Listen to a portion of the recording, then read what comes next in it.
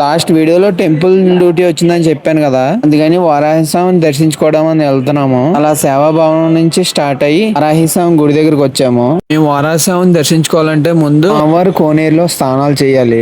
So ఈ రోజు శనివారం కాబట్టి అలా జనాలు రద్దీ చూసుకుంటూ కోనేరు దగ్గరికి వెళ్ళిపోయాము. తీరా చూస్తే డ్యూటీకి టైం అయిపోతుందని చెప్పి ఎర్లీ మార్నింగ్ 5 కి లేచి వచ్చాము. తీరా ఇక్కడ చూస్తే 6 నుంచి కోనేరు స్టార్టింగ్. సో ఇక్కడ కూడా ఫుల్ రష్ ఉంది. 6 to 6 అని చెప్పి ఉంది చూడండి అక్కడ బోర్డు. సో ఎప్పుడెప్పుడు కోనేరు ఓపెన్ చేస్తారని కొంచెంసేపు నుంచున్నాం అక్కడ.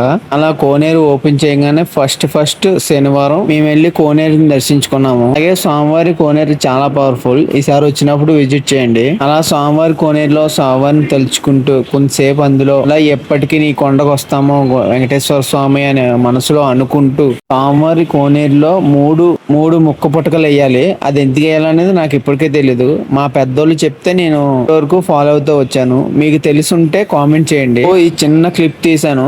యాక్చువల్ గా అక్కడ కెమెరాస్ ఆర్ నాట్ అలౌడ్ అని చెప్పారు, కానీ పబ్లిక్ ప్లేసే కదా అని చెప్పి స్వామివారి కోనేరు గురించి అవేర్నెస్ గురించి అందరికీ తెలియజేద్దామని చెప్పి ఈ వీడియో క్లిప్ తీసాను. అలా కోనేరులో స్నానం చేసి ఫ్రెష్ అయిపోయి సేవకి టైం అయిపోతుందని కంగారుగా వెళ్తున్నాము. యాక్చువల్ గా ఈ రోజు మా సేవ వచ్చి కాజు ప్రాసెస్ యూనిట్ లోనే, అంటే అచ్చ తెలుగులో జీడిపప్పు యూనిట్ లో అని అర్థం. ఆ క్రౌడ్ ని చూస్తూ వారాహిస్వామి లైన్ లోకి వెళ్ళాము. ఈ రోజు శనివారం కాబట్టి ఎక్కువ క్రౌడ్ ఉంటుంది అనుకున్నాము, కానీ ఎర్లీ మార్నింగ్ వెళ్ళాము కాబట్టి కొంచెం క్రౌడ్ తక్కువే ఉంది. కొంచెం బేగానే దర్శనం అయితే అయిపోయింది.